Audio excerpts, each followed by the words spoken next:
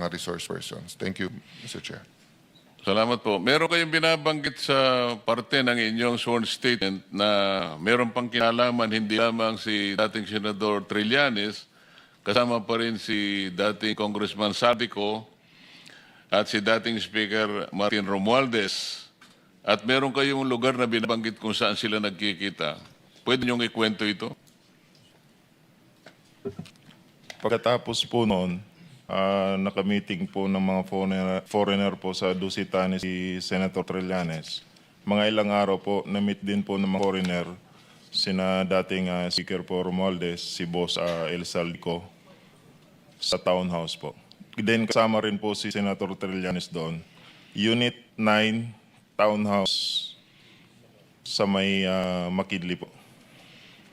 Dito sa parte ng inyong salaysay ay dinetalye pa ninyo yung inyong daily routine detail. Hindi lamang bilang driver, merong security, merong team leader.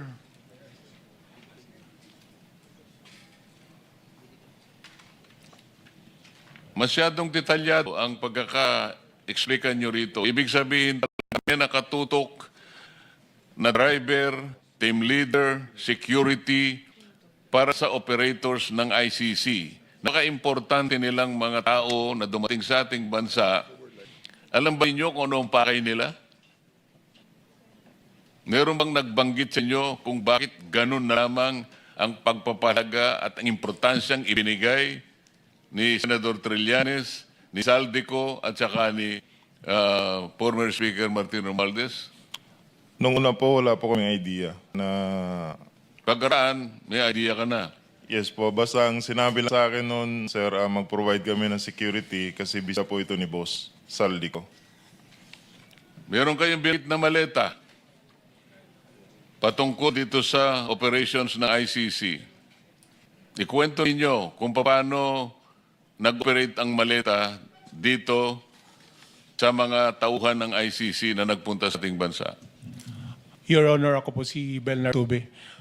Para Horizon po, nag-advise po si Boss magpapalit kami ng piso to dollar na 2 maleta doon sa Makati po. Sa, Bibili kayo ng US dollar. Yes, Your Honor.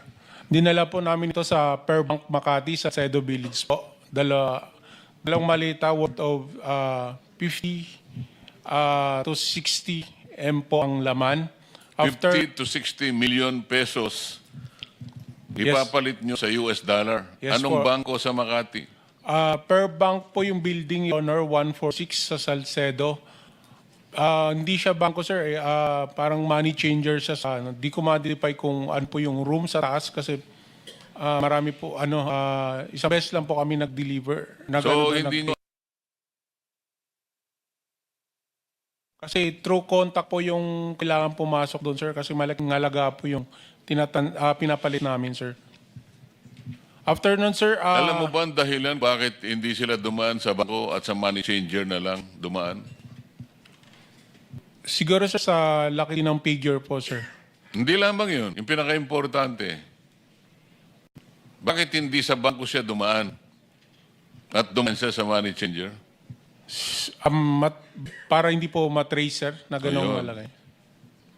After that, sir, na palit na namin ng piso to dollar. So, isang maleta na lang po yung kapalit, binaba namin sa van.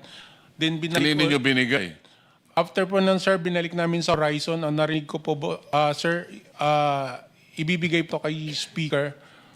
Yun na po siguro yung kamiting nila Kong sa Trillanes po. Doon na po yung ano po. Kasi kung pinalit mo ng dolar, gagamitin ng hindi Pilipino, di ba? Kasi tayo, ang gamit natin, sarili nating pera. Tama ba yun? Yes, Sir, Honor.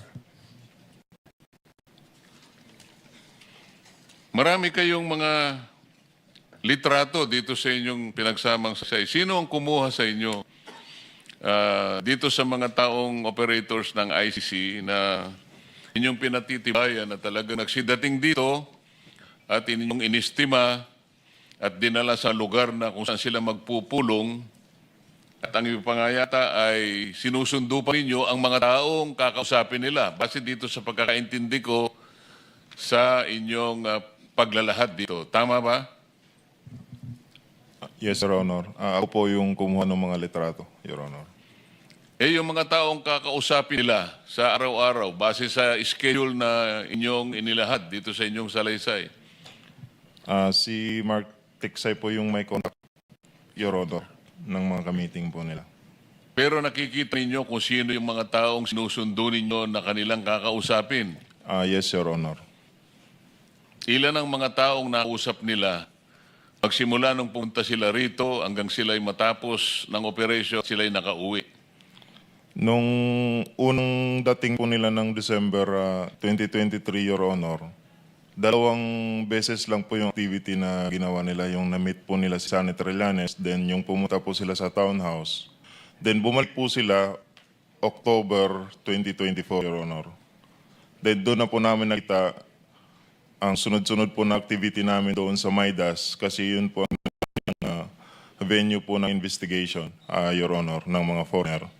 Nakita po namin doon ang mga witness po na kanilang ini-interview po. Magbigay po ako ng example, Your Honor. Katulad po ni Jed Mabi po. Ako po ang nagsundo sa lobby po ng Maidas, then inakyat po sa 10th floor kung saan doon po ang mga foreigner po. Salamat po sa inyong sagot.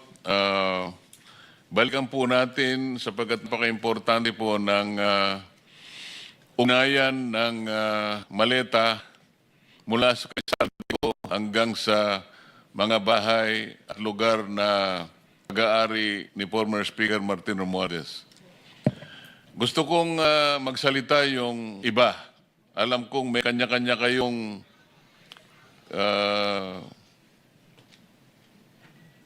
kasaysayan na sasabihin.